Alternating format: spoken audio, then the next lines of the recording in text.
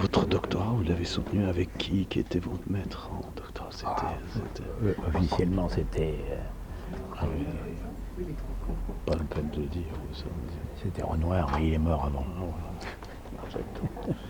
Alors voici un homme devant vous, plein de paradoxes, et la destinée ne l'a pas épargné, parce que jeune agrégé, Michel Rouche va commencer à enseigner dans un lycée qui porte le nom qui, pour moi, va marquer sa destinée.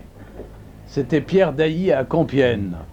Et que pour ceux qui connaissent Peter di Aliarco, finalement ce cardinal qui a reçu en pleine face le schisme de l'Église, lui qui était au collège de Navarre à l'époque médiévale, le schisme étant de 1387, et devant nos grands historiens, il faut être précis, il va tout faire pour concilier absolument ceux qui divisent. Il était aumônier de Charles VI, mais en même temps, pour le séduire, notre Clément VII, je crois, va le nommer chancelier des universités. Et là encore, l'université qui est une des destinées de Michel Rouche, parce que après avoir enseigné longuement à Pierre Dailly, il ira un peu vers le nord dans une université qui porte le nom d'un général célèbre, mais qui a oublié un peu son maître. Entre le maréchal et le général, vous connaissez l'histoire, c'était à Lille, une dizaine d'années, voilà, avant de revenir à Paris et de recevoir en pleine face, comme Pierre Dailly, le schisme universitaire de 68. Ses bureaux ont été vidés, il a quand même tenu à donner ses cours. Jusqu'au bout. Jusqu'au bout. Pierre Boutan donnait ses cours avec un revolver de la guerre d'Algérie. Notre Michel Rouche donnait ses cours avec ses documents sur Clovis, sur Attila, et une époque médiévale qui, pour un historien comme lui, un 68ard, est un petit gamin, bien sûr, amateur des guerres et qui ne connaît pas les vraies guerres. Parce que pour revenir à Pierre Dailly, vous savez que cet homme va avoir tous les honneurs.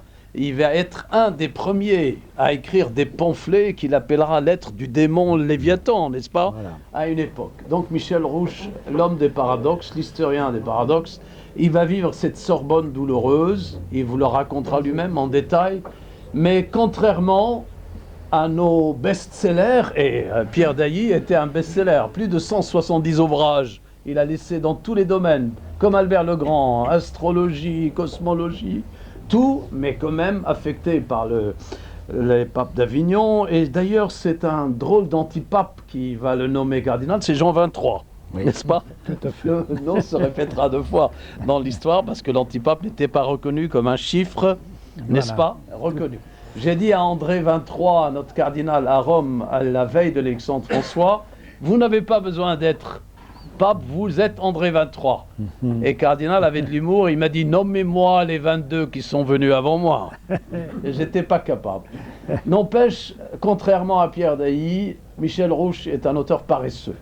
Il faut lui donner plus de 10-15 ans pour finir un livre. Son éditeur, qui n'est pas n'importe qui, Fayard, souffrait pour avoir le Clovis. Son Attila, une autre dizaine d'années. N'empêche, c'est un peu la loi de ces chercheurs, de ces travailleurs lents qui mettent un temps à écrire leurs livres parce qu'ils tiennent à l'honnêteté intellectuelle qui est un défaut aujourd'hui suprême. Si vous avez l'honnêteté intellectuelle, vous n'êtes pas publié. Il faut être imposteur pour le faire. Et c'est pourquoi les journalistes vont s'emparer des recherches sur Clovis, et les bébés n'étaient pas si légitimes que ça. Il y avait pas mal de bâtards. Il vous parlera de Clovis. Il vous dira que dans cette bataille, Michel Rouche, pour moi, était un de nos profs à la Sorbonne, si aimé, si de la classe des... il y avait Lévinas, Pierre Boutan en philosophie, il y avait Pierre Chonu, n'est-ce pas, le temps des réformes, n'est-ce pas? Il y avait tous ces historiens qui, malgré leur opposition intellectuelle, avaient l'honnêteté intellectuelle, mais ils ont vu naître après 68 les Le Goff, qui ont leur doctorat sans l'écrire, la pauvre Régine Pernoud qui se fait avoir avec tous ses écrits, elle qui était si honnête à Chartres, et tout autour d'eux naîtra une race de professeurs qui n'en étaient pas vraiment un, et qui vont être un peu les formateurs de ces journalistes qui n'avaient pas le temps d'avoir des diplômes pour mériter les livres qu'ils allaient écrire. Donc Michel Rouche va vous parler de ce paradoxe. Pourquoi Clovis pour la France? Pourquoi Attila? pourquoi ce baptême si contesté dans sa légitimité, dans ses dates aussi? Et pourquoi aujourd'hui faut-il supporter que les imposteurs puissent écrire l'histoire de France et que les vrais historiens puissent accepter un silence qui sera peut-être celui de la dignité? À vous, Michel. Merci Antoine, c'est vraiment très très gentil de me présenter comme ça.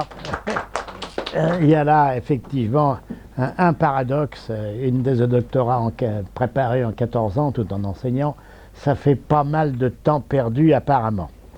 Eh bien, je n'aurais jamais cru que je puisse être l'objet d'une polémique aussi tenace, puisque grâce à Bernard Pivot, lors d'une discussion à la télévision sur mon Clovis qui est sorti dans les années 80-85, il y a eu un heurt complet, total, avec celui qui s'est érigé en véritable propriétaire de l'histoire de France, je nommé Pierre Berger, qui a essayé de démolir complètement tout ce que j'ai écrit parce qu'il était persuadé que le baptême de Clovis n'était ni plus ni moins qu'un acte politique.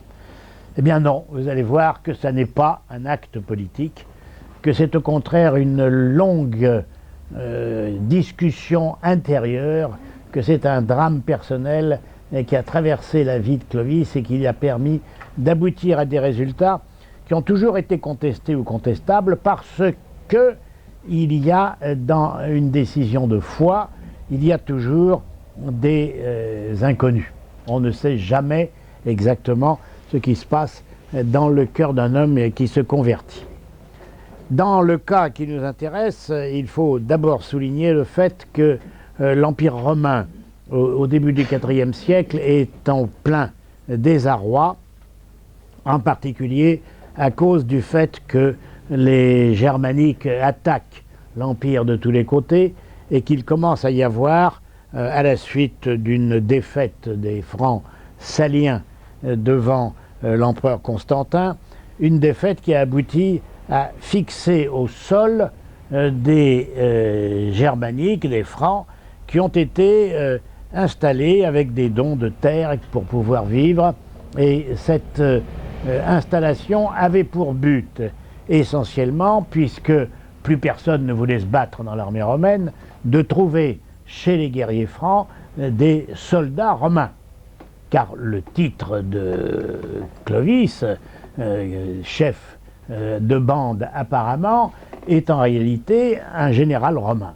Il a toutes les caractéristiques d'une troupe romaine de remplacement des vrais Romains absents, et il commence sa carrière à la tête d'un tribunal de droit romain dans la petite ville de Tournai, où il exerce justement toutes les fonctions propres à un fonctionnaire romain. Tout comme à Paris en même temps, la fille d'un autre général franc devenu romain à son tour, qui s'appelle Geneviève, elle aussi se retrouve à la tête de la municipalité de Toulouse, pas de Toulouse, excusez-moi, de Paris, la tête de la municipalité de Paris, où justement elle essaie de remonter le moral des troupes romaines et franques en réalité, pour essayer de trouver une nouvelle solution à l'arrivée de Germaniques orientaux qu'on appelle les Goths, les Visigoths ou Ostrogoths, qui ont eu la mauvaise idée de choisir comme religion la religion arienne, le christianisme arien. Et ce christianisme arien est en réalité une théorie théologique qui ne tient absolument pas debout sur le plan théologique, mais qui est extrêmement facile à comprendre pour les hérétiques ariens que sont les Goths qui se sont convertis en 360 à la religion arienne, la religion chrétienne arienne. Ils sont persuadés que la personne du Christ est un individu extraordinaire, une espèce de Tarzan ou de Zorro ou encore de Superman, qui est capable en quelque sorte de sauver toute l'humanité par ses forces personnelles. Et ceci est une erreur qui a été condamnée à plusieurs reprises par tous les conciles écuméniques, en particulier les conciles orientaux, et le patriarche d'Alexandrie, Athanase, s'est battu pendant tout le IVe siècle pour affirmer l'idée fondamentale du concile de Nicée, à savoir qu'il y a une nature divine et une nature humaine dans la personne du Christ, et que ces deux natures coexistent sans confusion ni abandon l'une de l'autre. Cette idée aboutit en niant le fait que le Christ soit né d'une femme, mais qu'il soit une créature extraordinaire, un Superman encore une fois, tout à fait en dehors du commun. Cette idée-là a en quelque sorte transformé l'ego en chrétien officiel, malgré le refus que font les autres conciles écuméniques, concile de Nicée, concile de Constantinople, concile de Chalcédoine encore en 451.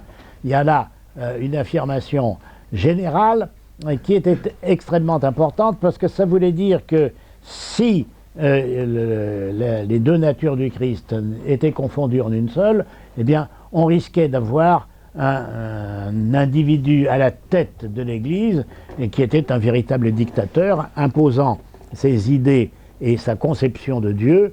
C'était le risque d'un totalitarisme chrétien qui s'imposait si on finissait par accepter les idées ariennes.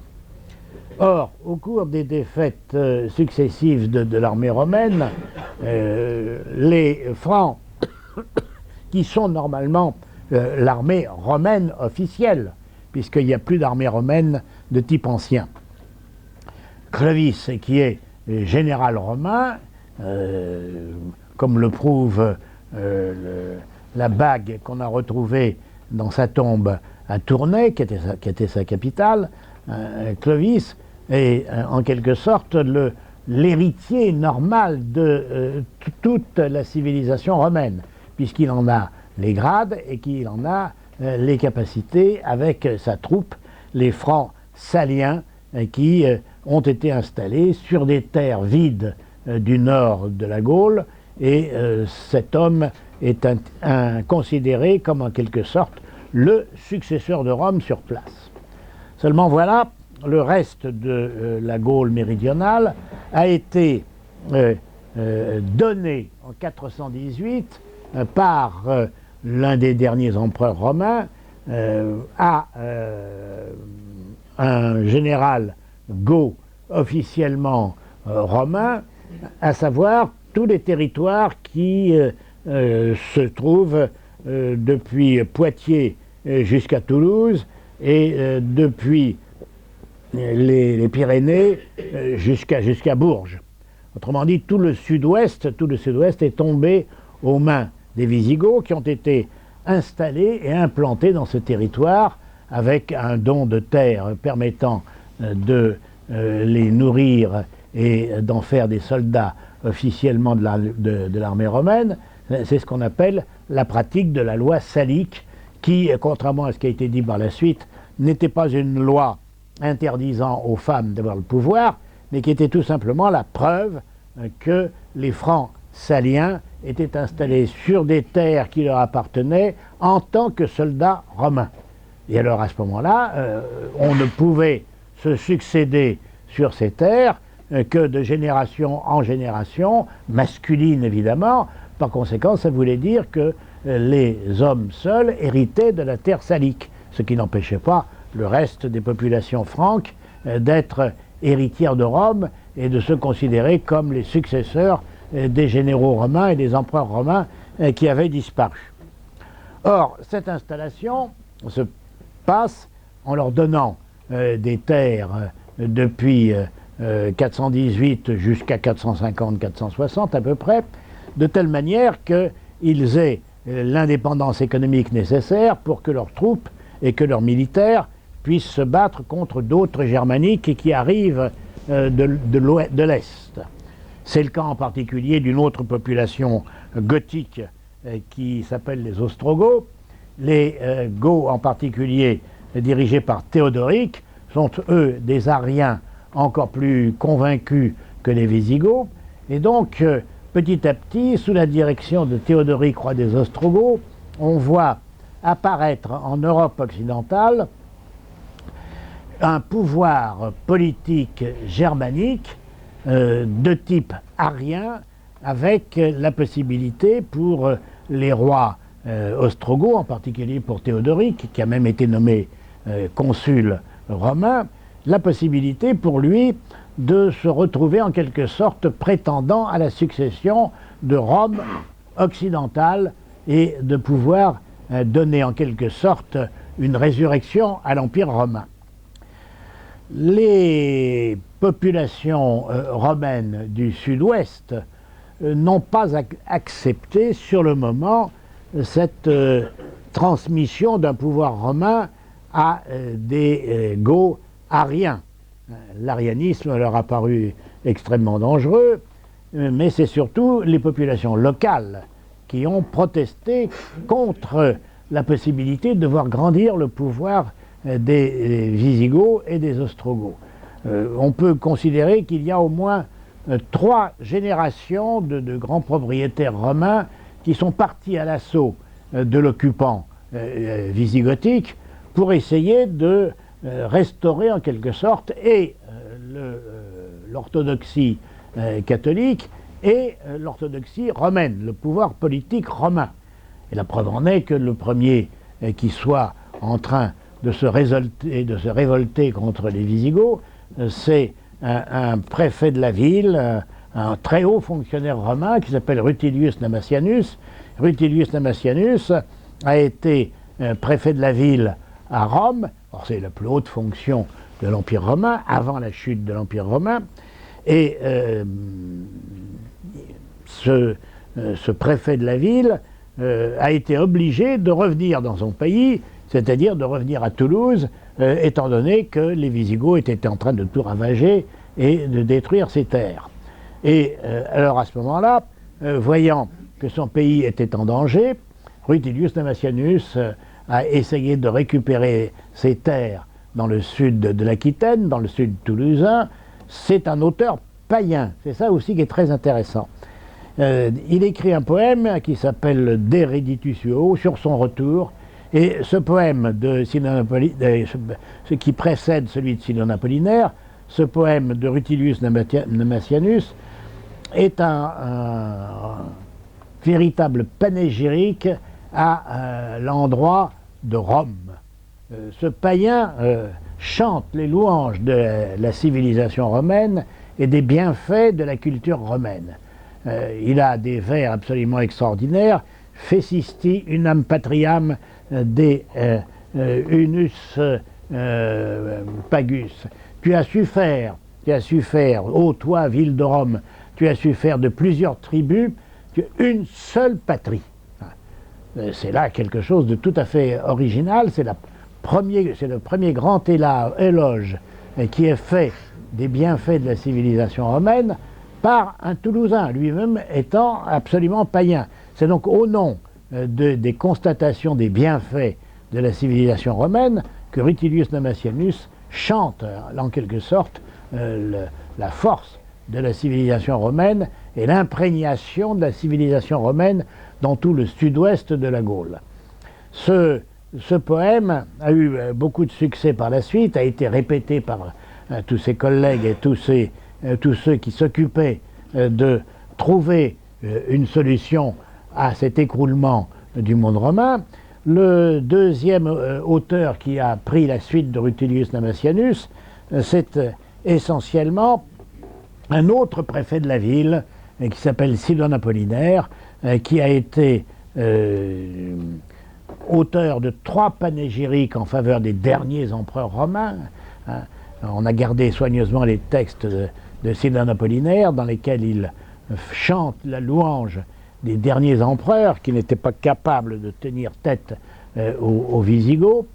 Et les chants de Sidon Apollinaire ont été tels que petit à petit, lui qui au départ était païen comme Rutilius Namasianus, et il est parvenu petit à petit au vu des persécutions que faisaient les Ostrogoths et les Visigoths, il est parvenu à la conviction que la civilisation était non seulement en danger, mais la foi chrétienne était aussi en danger.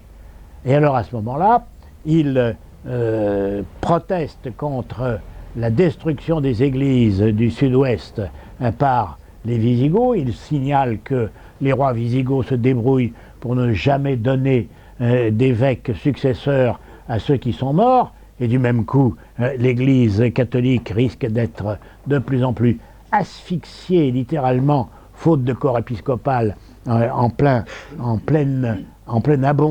abandon des populations. Et il écrit à tous ses amis, on a la correspondance de Sidon Apollinaire, dans laquelle il écrit son désespoir de voir la ruine de l'Église catholique face aux hérétiques ariens qui remplacent petit à petit les catholiques par l'Église arienne. L'Église arienne qui pratique donc une foi unitaire totalement centrée sur la toute-puissance d'un Christ arien qui, au fond, cherche à installer un christianisme totalitaire, un totalitarisme chrétien. Ce qui était extrêmement dangereux, ça voulait dire que le roi avait le droit de tout faire et de diriger à la place des évêques et à la place de l'Église en général. Cette guerre contre les Visigoths, menée par Sidon Apollinaire, aboutit, dans la personne de Sidon Apollinaire, à une conversion personnelle, et on assiste alors à un phénomène tout à fait curieux qui devient de plus en plus général, à savoir que la majeure partie de l'aristocratie sénatoriale du sud-ouest de la Gaule passe au christianisme alors qu'elle était encore de religion païenne. Et il y a un lien qui est créé entre la chute d'une civilisation et l'adoption d'une religion qui est de plus en plus persécutée par les envahisseurs extérieurs qui prennent la place des anciennes populations romaines ou des anciennes armées romaines qui n'existent pour ainsi dire plus. Le rôle de Sidon Apollinaire a été très très important, tellement important qu'avec sa fortune personnelle, il est arrivé à lever une armée sur ses propres territoires autour de Clermont-Ferrand. Il était originaire de la cité d'Auvergne et il s'est battu contre les Visigoths pendant au moins 3 ans, à 3 reprises, en 471, 472, 473.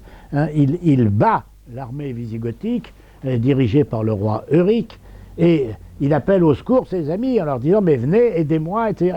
Il essaie de soulever toutes les populations du sud-ouest et au bout de 3 ans, il échoue, il est complètement vaincu, et alors que pendant 3 ans, il avait résisté jusqu'au bout. Et que ses liens avec Rome n'avaient jamais été rompus, et il avait fait en sorte qu'il soit en quelque sorte le dernier défenseur de Rome. Il a été obligé de capituler en 472, il a été envoyé en prison quelque part en Cerdagne, et l'échec de Sidon Apollinaire a d'autant été plus grave que son fils Apollinaire lui-même a fini par accepter de collaborer avec l'occupant wisigoth, et on a vu apparaître un parti romain plus ou moins favorable à l'occupant. Et on a l'impression, en lisant la correspondance de Sidon Apollinaire, que finalement c'est fichu, que la civilisation romaine va être perdue. D'autant plus que les différents propriétaires et grands sénateurs du sud-ouest hésitent entre passer à l'occupant wisigoth ou essayer de résister. Mais résister pourquoi, puisque la résistance a échoué avec Sidon Apollinaire? Eh bien, il se produit alors un changement d'état d'esprit intérieur que l'on devine avec la 3e génération. La 3e génération des grands propriétaires gallo-romains, qui est représentée essentiellement par celui que nous devons appeler comme le premier historien français, à savoir Grégoire de Tours. Grégoire de Tours, évêque de Tours, qui se vante d'avoir au moins 5 ou 6 parents qui ont été évêques de Tours à sa place et avant lui, sur le siège de Tours, Et cet écrivain, dans l'histoire des Francs qu'il nous a légué, et qu'il a écrit en 585, c'est donc déjà très tard, vous voyez, en 585, il dit l'état d'esprit du pays est tel que désormais il nous faut changer complètement de perspective. Et il le répète à plusieurs reprises, à moins à 2 ou 3 reprises dans son Histoire des Francs, enfin ce qu'on appelle l'Histoire des Francs, lui il appelle ça Liber Historiarum, livre d'histoire, sans plus. On s'aperçoit que l'opinion de toutes les élites des grands propriétaires et des milieux sénatoriaux du Sud-Ouest est en train de passer à l'hostilité la plus totale envers les Visigoths et à souhaiter que les Visigoths soient expulsés. C'est ce qu'il répète à 2 reprises. Tout le monde à cette époque-là désirait avoir les Francs pour maîtres. Pourquoi? Eh bien parce qu'il s'est passé quelque chose d'extraordinaire au nord de la Loire. Et je passe maintenant, après avoir abandonné le Midi, je passe maintenant à ce qui se passe au nord. Au nord, donc, il y a une petite principauté romaine avec un roi païen, Childéric, qui meurt en 484 et auquel succède son fils, un dénommé Clovis. Et ce dénommé Clovis est un fonctionnaire romain.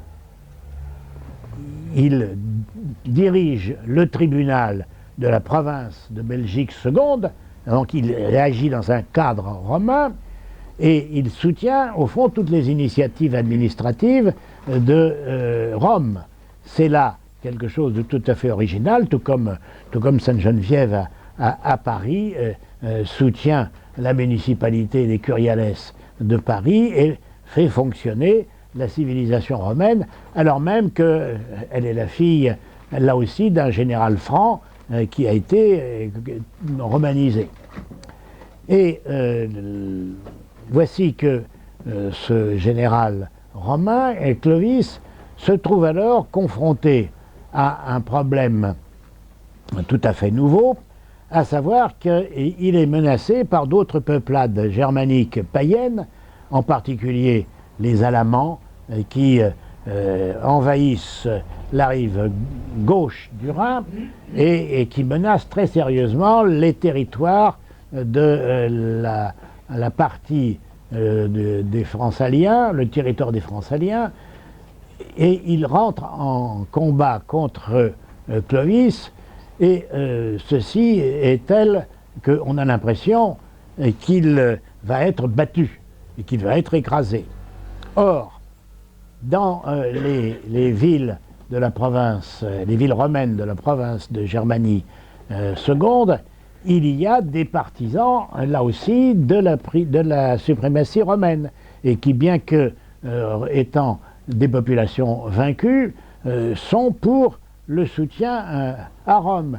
Et ils l'ont montré en particulier en 451, lorsque les Huns ont essayé d'attaquer Paris, et que Geneviève, qui est maire de Paris, et ce qui est très rare, qu'une femme soit curialis et dirige le conseil municipal à la place de tout le monde, mais c'était normal, elle était fille unique, et le droit romain rendait obligatoire la succession aux fonctions politiques, administratives, locales. Donc, elle n'a pas de frère, qu'à cela ne tienne, hein, elle devient maire de Paris à la place de son frère absent.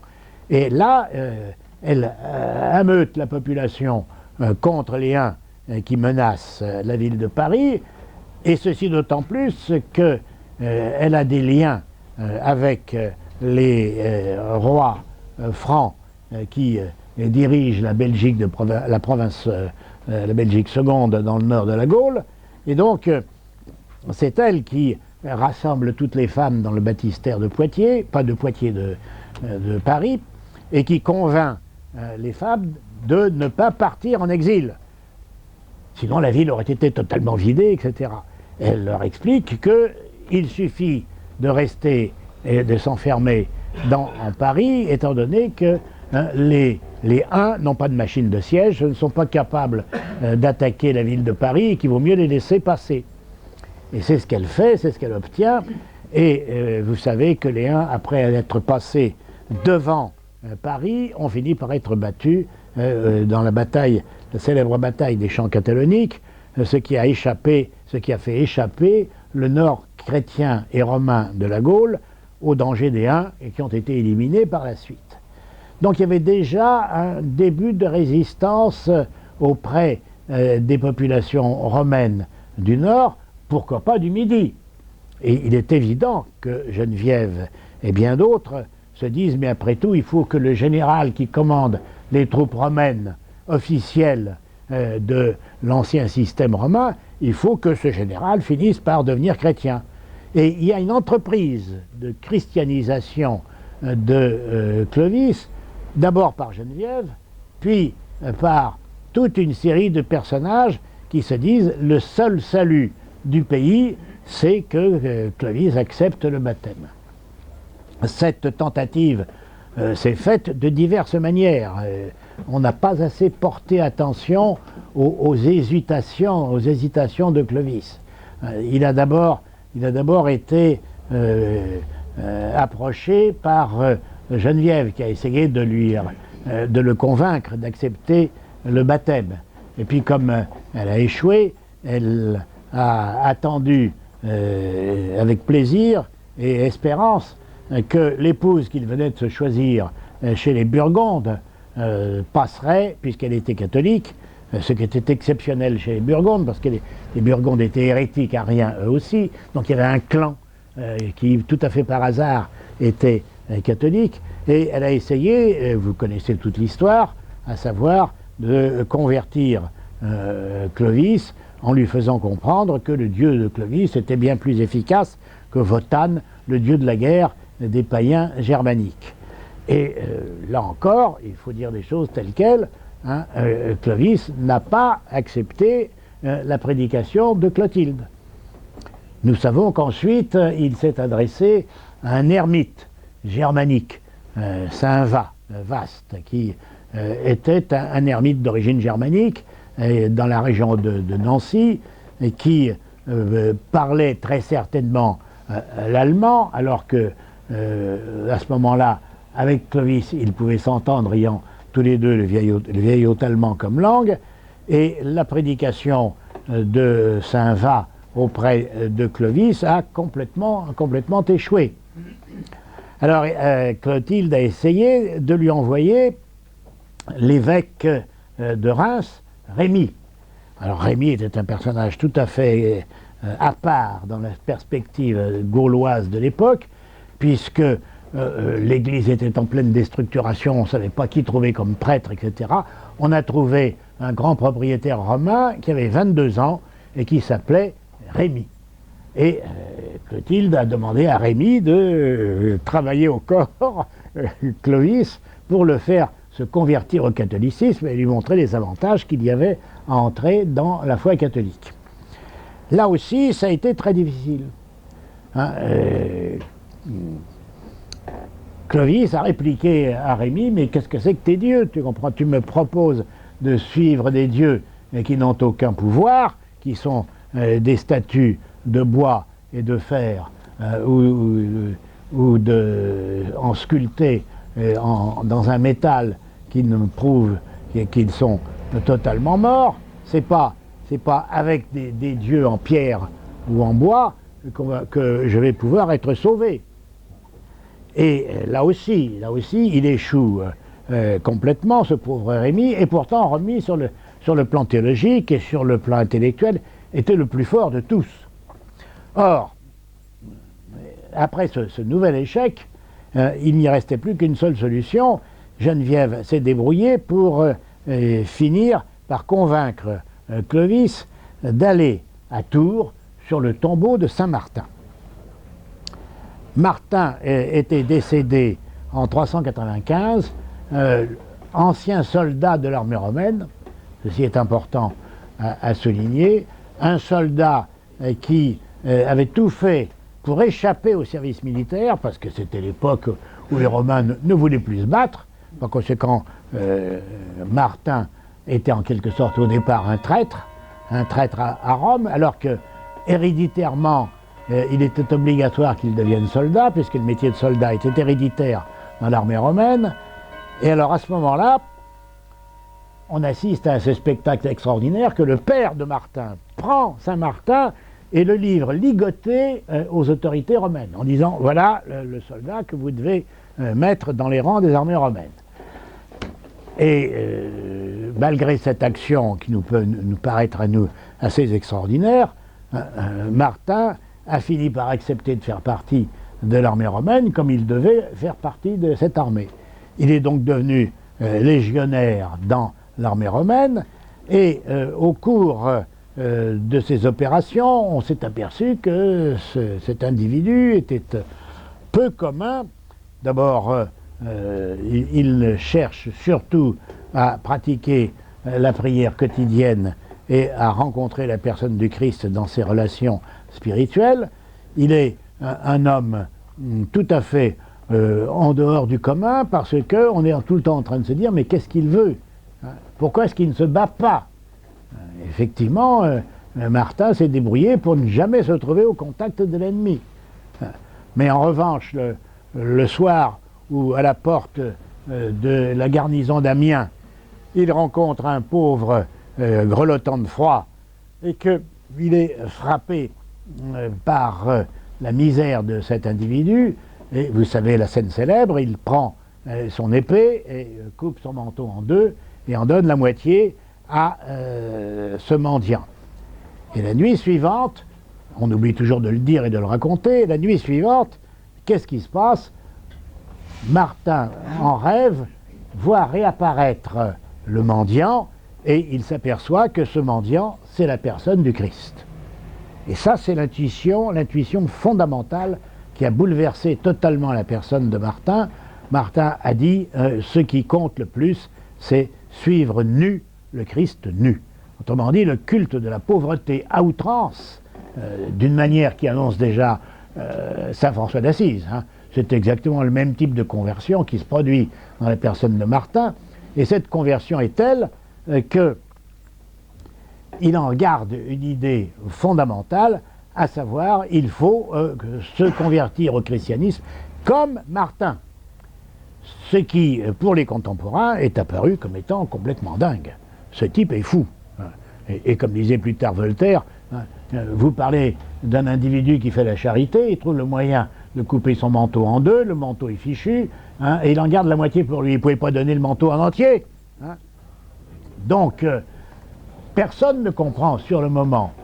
Alors qu'en réalité, Martin savait parfaitement ce qu'il faisait. S'il a coupé son manteau en deux, c'est qu'il n'avait pas le droit de donner le manteau en entier au mendiant, étant donné que l'uniforme et les armes et les vêtements du soldat romain étaient fabriqués dans des usines, si on peut parler d'usines, dans les gynécées d'État, où il fallait acheter la moitié de l'équipement.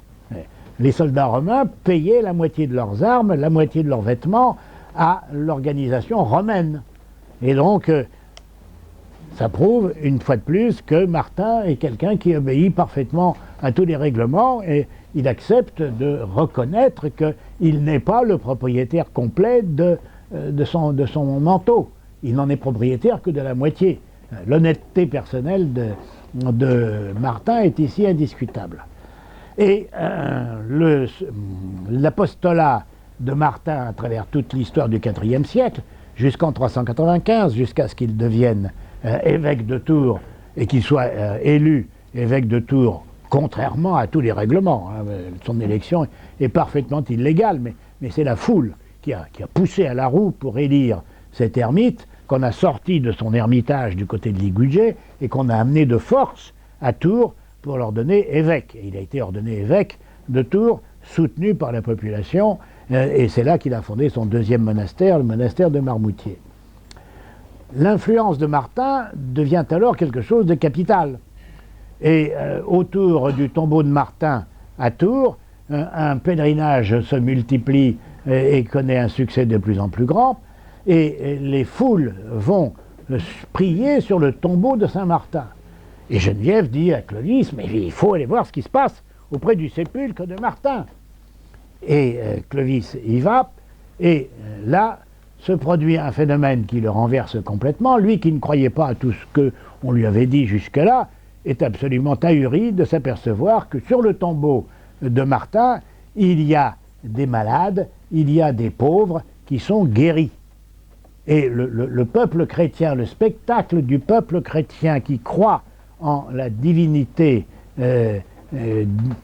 agissant à travers Martin, est de plus en plus convaincu que la véritable foi, c'est la foi qui transporte les montagnes. C'est pas le baratin intellectuel de Saint-Rémy ou les conversations avec cette Clotilde qui ont converti Clovis. Clovis, au vu des miracles qui ont eu lieu sur le tombeau de Saint-Martin, a dit c'est fini. Et la vie de Saint-Martin nous l'explique bien, et d'autres témoignages nous le disent. À ce moment-là, il promit sans délai de se convertir. Autrement dit, c'est la foi du peuple qui a converti Clovis. Ce n'est pas le discours intellectuel des gens qu'il a rencontrés. Et la découverte d'un peuple croyant a été en quelque sorte à l'origine de la décision de Clovis, qui a accepté, comme il le dit d'ailleurs, sans délai, la conversion de Clovis au catholicisme. C'est pas la guerre contre les Alamans, c'est pas le fait d'avoir imploré le dieu de Clotilde sur le champ de bataille qui lui aurait accordé la vie sauve, c'est pas ça qui l'a converti, c'est pas ça qui l'a convaincu. Ce qui l'a convaincu, c'est le fait qu'on a affaire à un phénomène de religion populaire. Et ce phénomène de religion populaire, c'est toute la personne de Clovis qui se rend compte que son royaume ne peut être que le royaume de tous ceux qui sont chrétiens, et non pas une action personnelle, et non pas, comme on l'a dit plus tard pour Henri IV, mais non pas Paris vaut bien une messe. C'est pas ça qui a converti Clovis.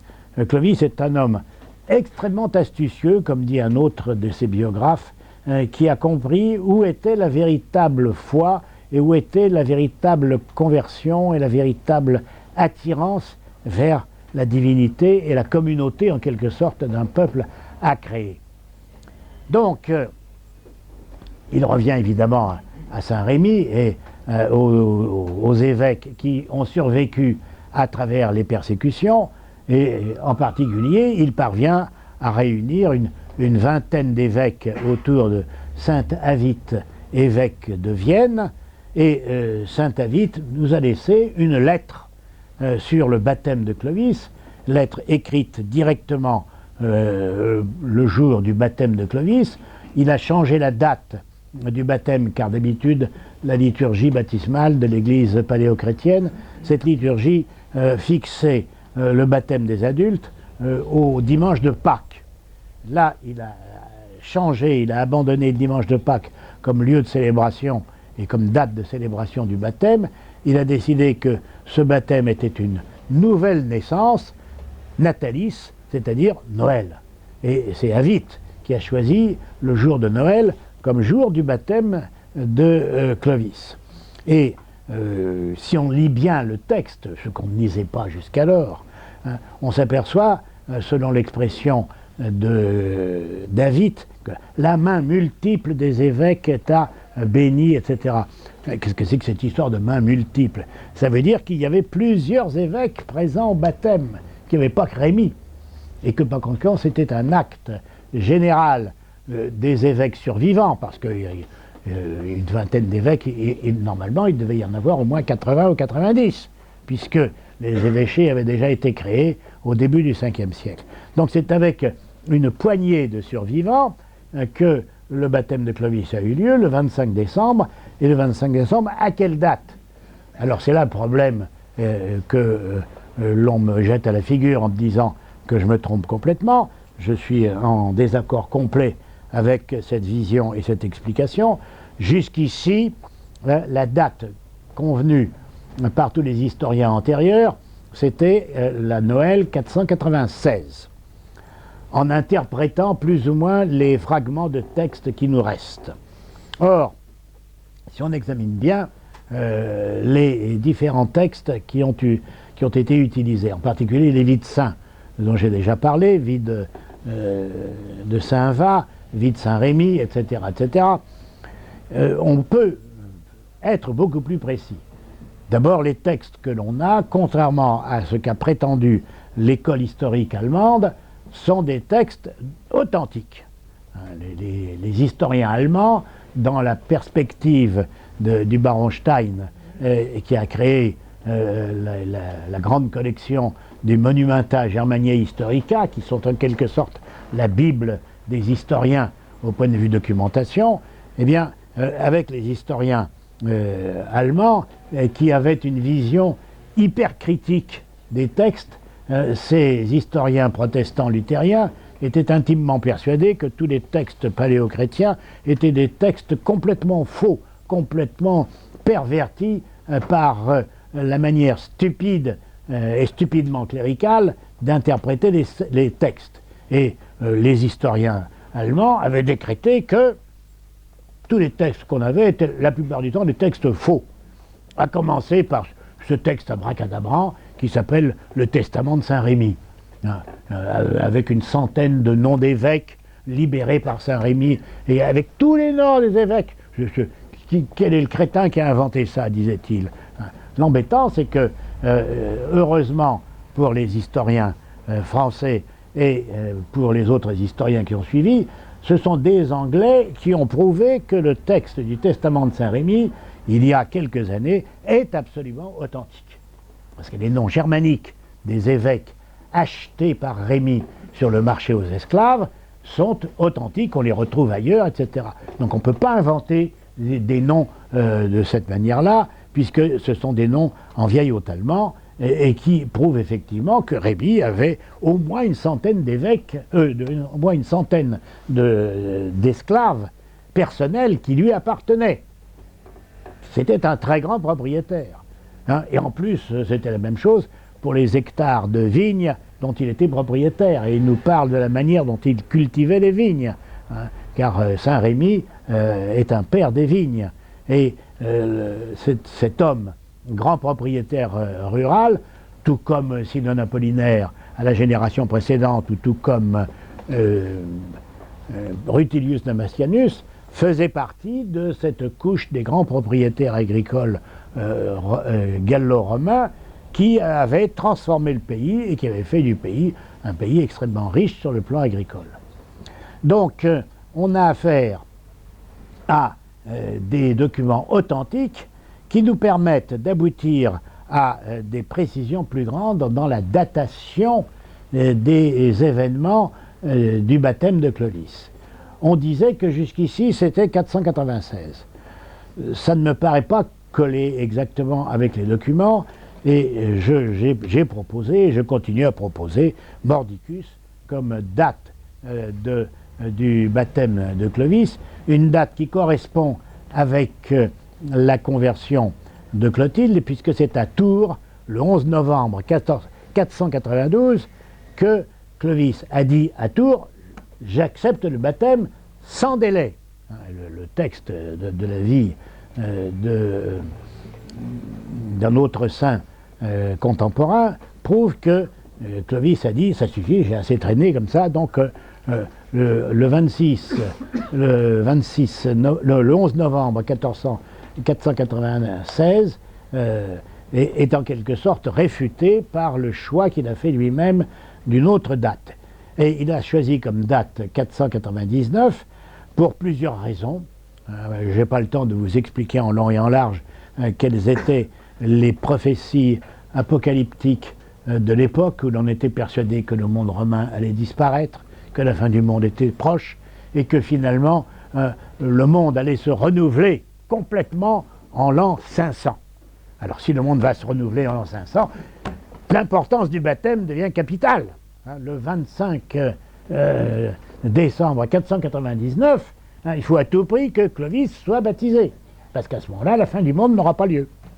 Et un nouveau christianisme va pouvoir se déclencher, et l'évangile pourra rayonner de nouveau à travers toute la Gaule grâce à ce baptême qui est le début d'une nouvelle ère, d'un renouvellement total et complet de la civilisation et du progrès dans les différents pays qui entourent la Gaule. Voilà quelle est la proposition que je fais pour ce baptême de Clovis. J'estime que du point de vue chronologique, du point de vue apocalyptique en particulier, apocalypse au sens précis du terme, c'est-à-dire la révélation du salut, j'estime que c'est la meilleure date possible, d'autant plus que c'est une date qui est choisie par Clovis dans une perspective totalement désespérée sur le plan politique. Il a choisi le plus mauvais moment qui pouvait être choisi pour accepter le baptême. En effet, que se passe-t-il dans tout le reste de l'Europe occidentale? Le roi des Ostrogoths, Théodoric, qui règne à Ravenne, est en train d'acquérir un pouvoir de plus en plus important, domine toute l'Italie, et dans une perspective qui est une perspective totalement hérétique, arienne. En particulier, pour vous citer un exemple du paganisme de cet arien inconvaincu, Théodoric, un jour, à la suite d'une défaite, rencontre au sortir d'un bosquet dans la région de Ravenne, il rencontre sa mère Héroliève. Héroliève, ce qui en germanique ancien signifie amour de la guerre. Là aussi c'est révélateur. Que fait Héroliève? Elle lui dit: comment? Tu es battu, tu fuis, tu es complètement écrasé par tes adversaires, mais tu n'es qu'une lavette. Et que fait-elle? Elle lève sa robe et lui montre ses parties génitales en lui flanquant une trouille épouvantable, tellement la pratique païenne de ce genre de système, de ce genre d'attitude, avait pour but de révolter les gens de cette époque-là. Le malheureux Théodoric, affolé, est reparti au combat, littéralement dopé en quelque sorte par le spectacle que lui offrait sa mère. Mais c'est vous dire qu'on est vraiment dans une lutte entre paganisme et christianisme. Et lorsque Théodoric veut s'opposer au triomphe de Clovis, que fait-il Théodoric? Eh bien, il se dit: c'est fichu si je ne fais rien. Et il écrit plusieurs lettres, l'une au roi des Burgondes, Gondebaud, qui est un hérétique arien, l'autre à des rois scandinaves qui sont installés dans le centre de la Gaule. Et cette série de lettres que nous avons gardées nous prouve un véritable ballet diplomatique européen autour du baptême de Clovis. Alors, Théodoric ne parle jamais du baptême, il n'est pas fou. Mais il fait tout ce qu'il peut pour essayer de décrocher des alliés contre Clovis et lancer une campagne contre Clovis. Ces lettres sont extrêmement intéressantes parce que c'est vraiment un conflit de type européen. Depuis la Russie jusqu'au nord de l'Espagne, Théodoric réunit tous les rois possibles et imaginables contre Clovis. Et il explique à Clovis: si tu continues, tu vas prendre une coalition mondiale sur la figure et tu vas être complètement écrasé. Et Clovis ne bouge absolument pas. Il ne bouge d'autant moins qu'il sait pertinemment qu'il est en train de se rallier toutes les populations de Gaule. Je répète ce que disait Grégoire de Tours en 585. Tout le monde à ce moment-là a désiré au plus haut degré avoir les Francs pour maîtres. Alors, les Francs catholiques vont nous libérer des hérétiques ariens. Et par conséquent, la guerre contre Théodoric et contre les hérétiques ariens va être une guerre de libération. Et en 507, on constate que Clovis dit: j'en ai assez de voir les Visigoths dominer le sud de la Gaule, et il entre en Gaule, et à la bataille de Vouillé, il rencontre Alaric II, roi des Visigoths, il le tue en plein combat, et il écrase complètement l'armée visigothique. Et après avoir écrasé l'armée visigothique, en 506-507, il entre dans Toulouse, il libère Toulouse, et c'est le triomphe de tous les Romains favorables à une romanité provinciale qui l'emporte à ce moment-là. Autrement dit, la romanité va être ressuscitée avec l'aide des catholiques romains. qui, eux, ont choisi Rome comme Rémi et comme Avit de Vienne, qui félicite Clovis pour son baptême. On est donc dans un renversement de situation absolument curieux, de situation qu'il faut dater du 25 décembre 499, parce que, contrairement à tout ce qui a été dit par la suite, et contrairement au point de vue des historiens allemands, qui sont des historiens hyper critiques, et qui sont persuadés qu'une majeure partie des textes sont des textes faux, eh bien, en réalité, il faut prendre en considération les différents éléments qui composent ces textes. Qu'est-ce qui fait que la possibilité d'être fixée à 499 reste la véritable date? Eh bien, ça reste la véritable date parce que jusqu'ici, les historiens allemands disaient tous ces textes sont faux et en réalité la date du baptême de Clovis, car les historiens allemands ne vont quand même pas jusqu'à nier l'existence du baptême, c'est 507-508. Seulement, ça les arrange beaucoup parce que comme ça, pendant ce temps-là, les différents autres rois ne sont pas encore battus, ils n'ont été battus qu'en 508 par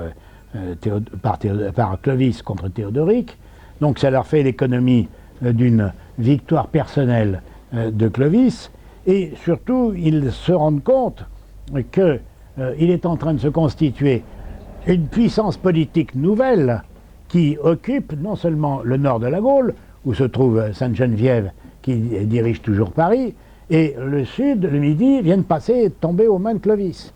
Donc c'est la Gaule entière qui va devenir une nouvelle puissance politique. Et une puissance politique d'autant plus importante que quelqu'un soutient à fond Clovis, dont on n'a pas parlé jusqu'ici, c'est l'empereur romain d'Orient. L'empereur romain d'Orient qui, Anastase, est persuadé que l'hérésie arienne est extrêmement dangereuse, et ce sont les orientaux qui vont sauver ici Clovis, en l'appuyant à fond dans son entreprise de domination générale sur la Gaule. Alors jusqu'ici, tout le monde disait il est indispensable de regarder ce que fait Clovis. Ce roi était tout seul. Non, il n'était pas tout seul. Non, car pendant le moment où les troupes de Clovis essayent d'attaquer Carcassonne après avoir pris Toulouse, après Carcassonne, les troupes de Clovis piétinent. On n'arrive pas à conquérir le sud du Languedoc, la ville de Narbonne et autres, etc. Alors, voyant qu'on ne peut pas progresser plus, que fait Clovis? Eh bien, à ce moment-là, il s'arrête, prend la décision de transformer le Languedoc en territoire hispano-visigothique. Ça restera aux Espagnols. Les Espagnols se débrouilleront plus tard pour se débarrasser de l'arianisme. Et Clovis revient sur Tours.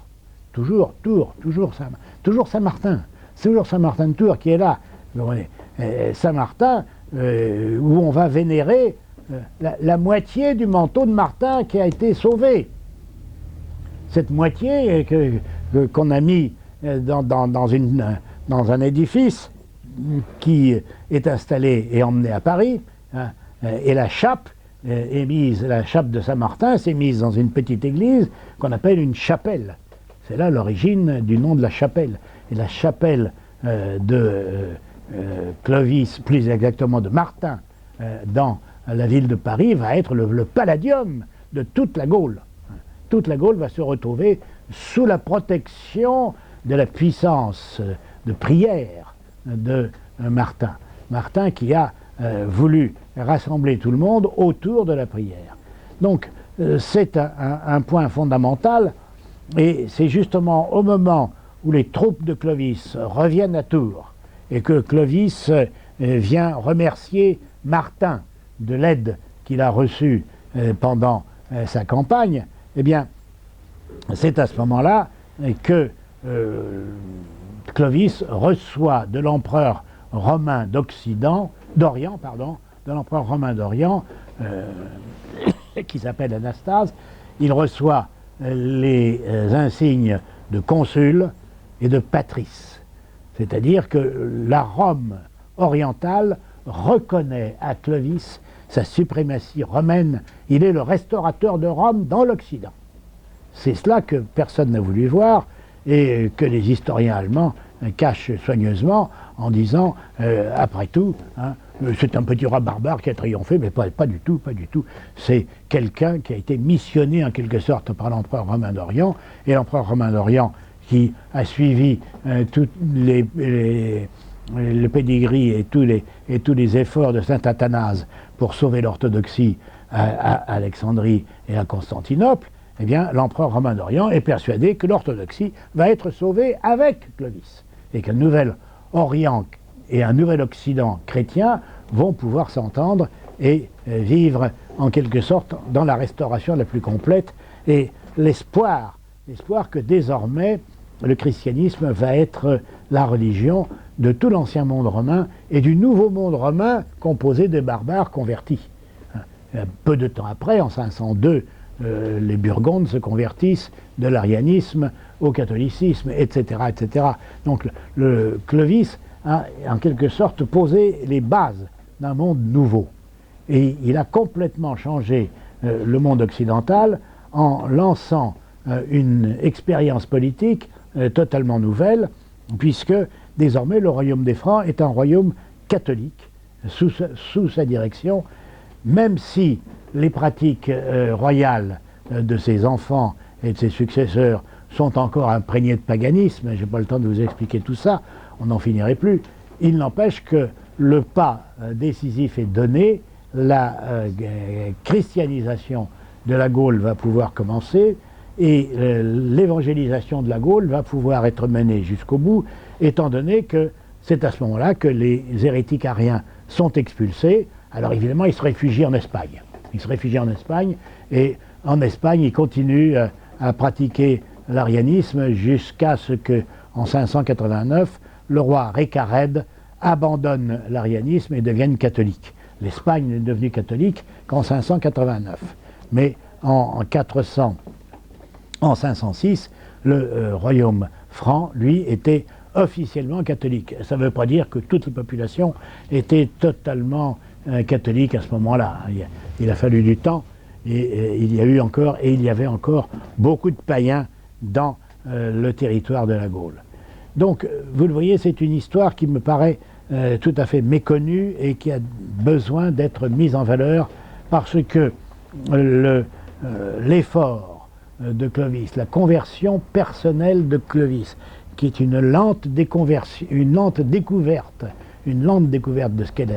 de ce qu'est la foi en quelqu'un, que ce soit un homme ou une femme, que ce soit un croyant total et complet. C'est cette décision-là qui a fait que par la suite, l'Europe occidentale a pris un tournant décisif auquel personne ne s'attendait, et qui doit être souligné aujourd'hui, quelles que soient les erreurs que l'on commet aujourd'hui volontairement, pour essayer de noyer la décision personnelle de Clovis, qui est un acte de choix personnel, une décision personnelle.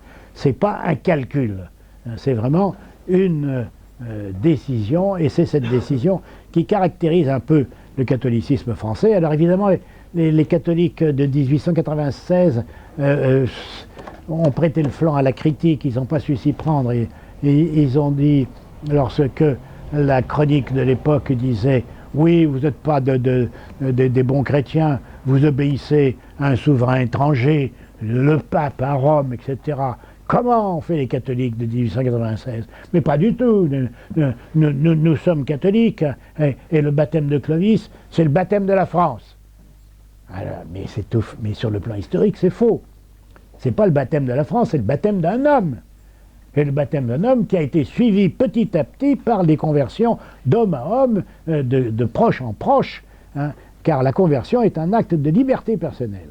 Et c'est là-dessus que je voudrais vous laisser, en vous disant à quel point on doit insister sur cette liberté de Clovis.